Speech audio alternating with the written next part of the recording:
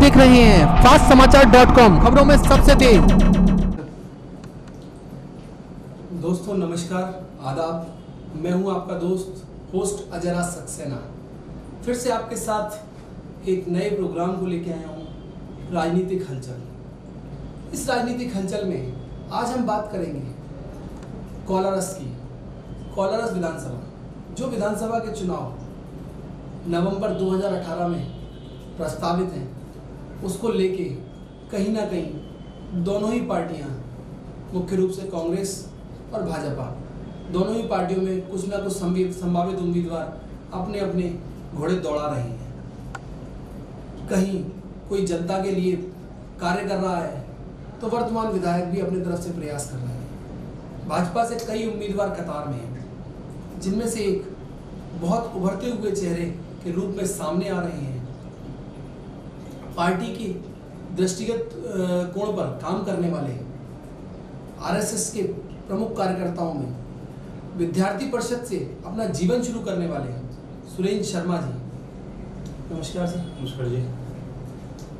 Sir आपका स्वागत है हमारे कार्यक्रम में। बहुत तेजी से सर आपका नाम कोलारस विधानसभा में लोगों के द्वारा निकल के सामने आ रहा है और पार्टी के लिए भी, पार्टी की गाइडलाइन भी, जो हम लोगों के सूत्र बताते हैं कि आप आगामी विधानसभा में शायद इस विधानसभा क्षेत्र से चुनाव लड़ सकते हैं।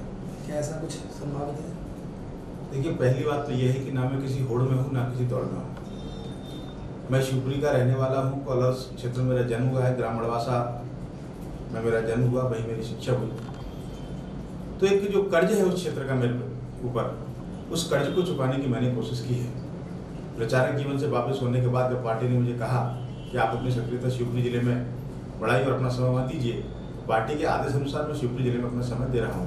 पार्टी की मजबूती मेरी प्राथमिकता है और केवल कोलारस ही नहीं, जिले की 5 विधानसभा सीट हम जीत कर अब की बार 200 पार का जो नारा पार्टी ने दिया है उसको पूरा करने के लिए हम कृतसंकल्पित हैं। कोलारस क्षेत्र में जनता जनार्दन की अगर बात करें, जनता जनार्दन के बीच आपकी जो पकड़ मजबूत होती जा रही है, जो हम लोग देख रहे हैं धीरे धीरे आपकी पकड़, और प्लस लोगों के प्रति आपका काम करने का तरीका बिल्कुल अलग है।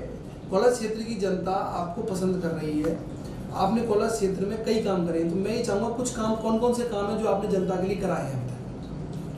देखिए, जब मैंने यहाँ एक बार फिर से काम शुरू किया, हालांकि मेरी प्राथमिक पढ़ाई वहीं हुई, विद्यार्थी परिषद में जिला सैनिक रूप में काम किया, उसके बाद प्रचारक जीवन में आगे निकल गया। तो जब यहाँ मेरी सक्रियता दोबारा से प्रारंभ हुई तो मैंने देखा ये क्षेत्र बहुत पिछड़ा हुआ है। यहाँ शिक्षा का अभाव है, यहाँ स्वास्थ्य का अभाव है, बुनियादी सुविधाओं का अभाव है। माननीय मुख्यमंत्री जी से मिलकर मैंने, हमारे जिले के अन्य नेताओं ने, पहले हमने प्रयास किया कि यहाँ कुछ बेसिक शिक्षा की सुविधाएं बढ़े। तो बदरवास में शासकीय महाविद्यालय खुलना चाहिए, ये जब मैं विद्यार्थी परिषद में काम करता था तब से हम लोग प्रयास कर रहे थे। इस बार हमने उस प्रयास को और गंभीरता से उठाया। माननीय मुख्यमंत्री जी के आशीर्वाद से बदरवास में शासकीय महाविद्यालय खुला। रनौत में शासकीय महाविद्यालय खुलना चाहिए, उसकी मांग हमने मुख्यमंत्री जी की। रनौत में शासकीय महाविद्यालय खुला। रनौत क्षेत्र के लोगों को तहसील कार्यालय के बार चक्कर काटने पड़ते थे, उनको बहुत दूरी वो लगती थी, तो रनौत को एक नई तहसील बनाया, वो हमने मांग माननीय मुख्यमंत्री जी की। रनौत नई तहसील बनी। उसके बाद जो इंदौर भिंड इंटरसिटी है, उसका स्टॉपेज कोलारस में नहीं था। कोलारस के लोगों को या तो शिवपुरी आना पड़ता था या गुना जाना पड़ता था। तो ये मांग जब हमने माननीय रेल मंत्री जी की और माननीय मुख्यमंत्री जी से भी की, भाई उनसे बात करें, परिणाम स्वरूप इंदौर में इंटरसिटी का स्टॉपेज हुआ। कई ऐसे दूरवर्ती गांव है जहाँ सड़क नहीं थी, जैसे कनावदा से बबू का आदिवासी बाहुल्य गाँव है, वहाँ सड़क ही नहीं थी। मैं रात को 10 बजे गया, तो जब मैंने कनावदा के लोगों से कहा कि मुझे बबू का जाना है, तो उन्होंने कहा कि भाई साहब कार से नहीं जा सकते। मैंने कहा ट्रैक्टर से जाएंगे। रात को 11 बजे हम ट्रैक्टर से वहाँ पहुंचे, तो उन्होंने कहा आपने देख लिया हमारी क्या हालत है। मैंने कहा चिंता मत करो, ये शिवराज सिंह की सरकार है जो जनता के विकास के लिए संकल्पित है। बबू का सड़क दी, जैसे अनेक जो क्षेत्र के विकास की आवश्यकता थी, क्षेत्र के लोगों की मांग के आधार पर, हमारे प्रमुख नेताओं के सहयोग के आधार पर उस क्षेत्र को हमने विकास की भागीरथी प्रभावित की, इसको और आगे बढ़ाना है। कोलारस चुनाव में बड़ी बड़ी घोषणाएं हुई थी, जो माननीय मुख्यमंत्री जी ने भी घोषणाएं की थी।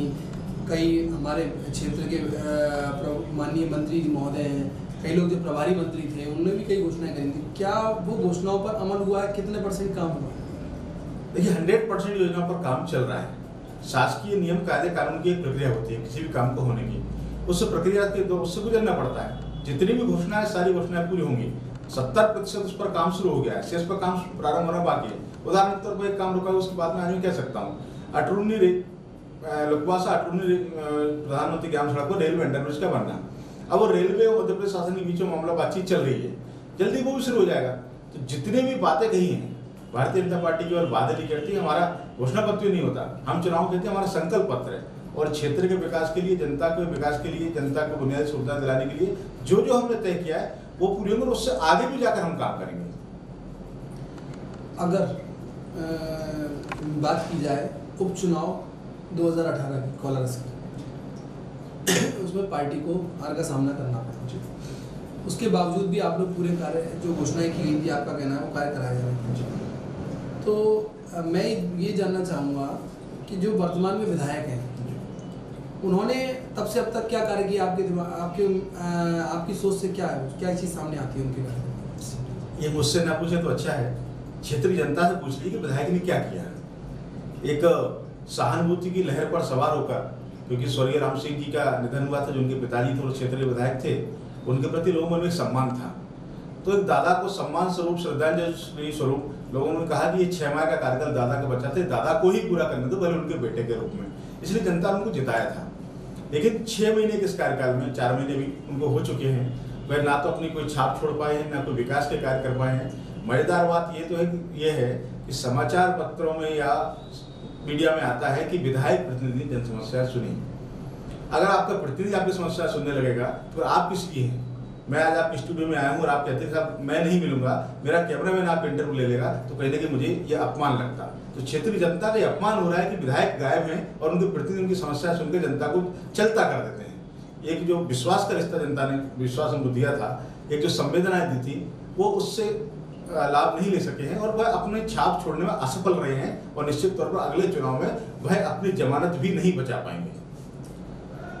इसके अलावा आपने अभी कुछ दिन पहले एक स्टेटमेंट दिया था कि उपचुनाव में ज्योतिरादित्य सिंधिया जी सारथी के रूप में थे, जिसके कारण ये चुनाव जीत पाए और आज की स्थितियां अलग रहेंगी 2018 की। ये कहाँ तक सार्थकता को सिद्ध करता है?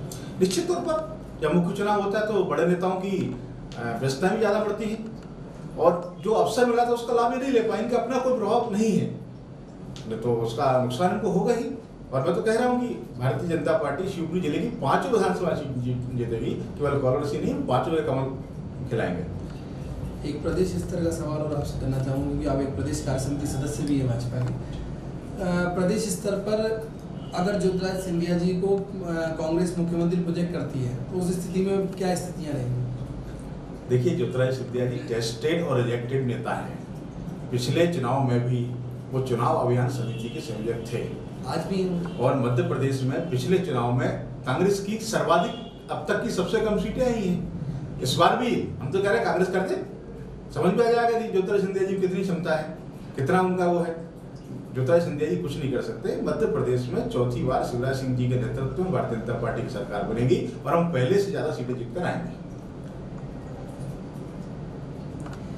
कांग्रेस की कोलारस की जनता के लिए आपका क्या संदेश है? कोलारस की जनता से मेरा निवेदन है कि एक बार भारतीय जनता पार्टी को अवसर दीजिए। व्यक्ति कोई भी हो, प्रत्याशी कोई भी हो, जब शिवराज सिंह चौहान मुख्यमंत्री बनेंगे और कोलारस में भारतीय जनता पार्टी के विधायक होगा तो कोलारस क्षेत्र में जो बुनियादी सुविधाओं का अभाव है, जो कोलारस क्षेत्र पिछड़ रहा है, जो कोलारस क्षेत्र विकास से दूर हो रहा है, वो विकास की गंगा वहां प्रवाहित होगी और मध्य प्रदेश के सबसे अच्छे विधानसभा क्षेत्रों में से कोलारस विधानसभा क्षेत्र होगा। ये मेरा कोलारस क्षेत्र की जनता से वादा है। अगर फ्यूचर की बात कर रहा हूँ मैं आपसे, अगर आपको मौका मिलता है कोलारस से, भारतीय जनता पार्टी से, तो आपके ऐसे कौन से कार्य हैं जो आप जनता से आज बोलना चाहेंगे कि हाँ हम ये चीज़ों पे काम करेंगे और इन चीज़ों को कार्य करके बताएंगे? अगर आप भविष्य में विधायक बनते हैं, वहाँ से जीतते हैं, तो क्या स्थितियाँ रहेंगी? देखिए, पहली बात तो मैंने ये कहा कि मैं किसी होड़ और दौड़ में, मैं होड़ और दौड़ की बात नहीं कर रहा, मैं सिर्फ फ्यूचर की बात कर रहा हूँ। अगर आपको चांस, भारतीय जनता पार्टी, आप कहते हैं कि आप पार्टी के आदेश पे काम करते हैं, अगर पार्टी आदेश करती है और आप वहाँ से चुनाव लड़ते हैं और जीतते हैं, मैं फ्यूचर की बात कर रहा हूँ। मैं केवल, देखिए पहले बात तो ये है कि इस वंशी से वही स्वर निकलेगा जो बजाने वाला चाहेगा। जो पार्टी का आदेश होगा उसका हम पालन करेंगे। पार्टी कहेगी कि यहाँ झाड़ू लगाना है तो हम झाड़ू भी लगाएंगे, यहाँ झंडा फहराना है तो झंडा भी फहराएंगे। पार्टी का जो आदेश होगा उसका हम पालन करेंगे। और विषय विधायक होना या नहीं होना नहीं है, मेरे मन में एक संकल्प है कि मुझे जनता की सेवा का आपको अवसर मिलेगा, उस अवसर को आप कैसे बनाएंगे? मैं बिना विधायक के भी 1 साल से सेवा कर रहा हूँ, आगे भी करता रहूंगा। मैंने कहा मेरा एक संकल्प है, कुछ संकल्प मैंने बताए। लखनऊ तहसील बनी, बदरवास कॉलेज खोला, कॉलेज में आर्ट और कॉमर्स और साइंस फैकल्टी प्रारंभ हुई। क्या और मैं बता रहा हूँ, मैंने एक 51 सूत्रीय अपना दृष्टि पत्र या संकल्प पत्र तैयार किया है जो जनता के आदेश और निर्देश मुझे मिले हैं। तो आप कल्पना कीजिए, मध्य प्रदेश में किसी को ये नहीं पता कि कोलारस क्षेत्र में कपिल मुनि की जन्मस्थली है। गंगा सागर लोग जाते हैं कपिल मुनि के आश्रम में दर्शन करने, लेकिन उनका जन्म यहाँ कैलधार में हुआ है, उस क्षेत्र का विकास नहीं हुआ। पावा जैसा पर्यटन स्थल यहाँ है, अगर उसको ठीक से संवारा गया, ठीक से सजाया गया तो मध्य प्रदेश का बड़ा पर्यटन स्थल बन सकता है।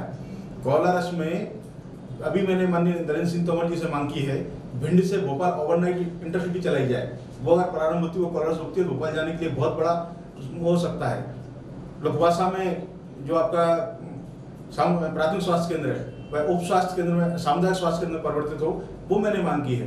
कई जगह सड़कें हैं, कई जगह स्कूल हैं, कई जगह सामुदायिक भवन है। मेरा संकल्प ये है कि कोलारस विधानसभा के 45 गांवों में जहां हरिजन बाहुल्य क्षेत्र है, वहां डॉक्टर अंबेडकर मंगल भवन बने। वो अगले 5 साल में पूरा करेंगे। तो एक ऐसे 51 सूत्री एजेंडा मैंने तैयार किया, जनता के आशीर्वाद से, जनता के निर्देश के अनुसार, वो उसको हम पूरा करेंगे। आपने शायद एजेंडा नहीं, अभी मुझसे कुछ समय पहले संकल्प पत्र बोला था जी।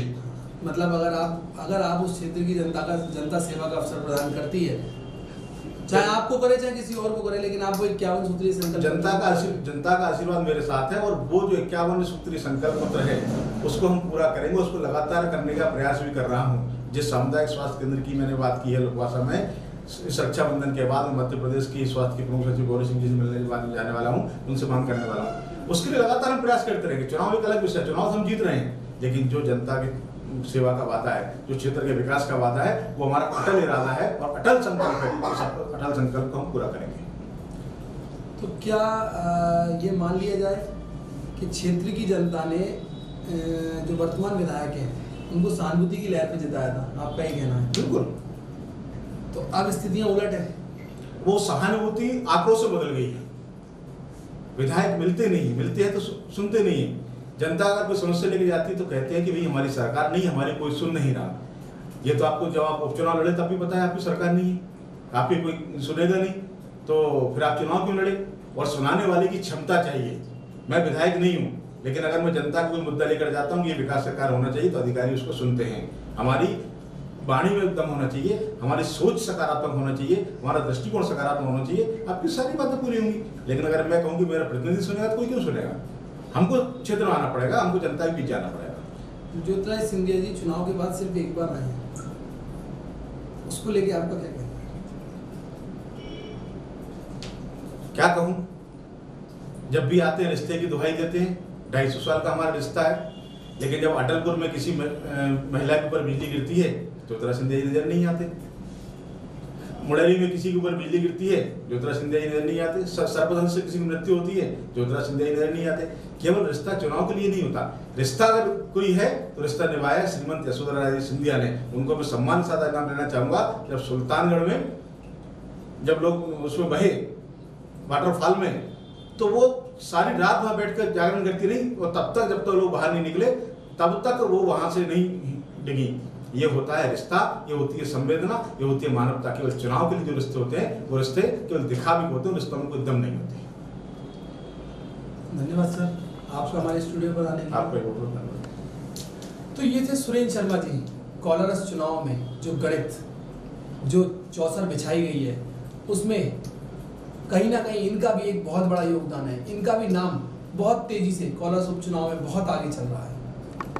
तो दोस्तों, इसी तरीके से राजनीतिक हलचल में हम आपसे मिलवाते रहेंगे।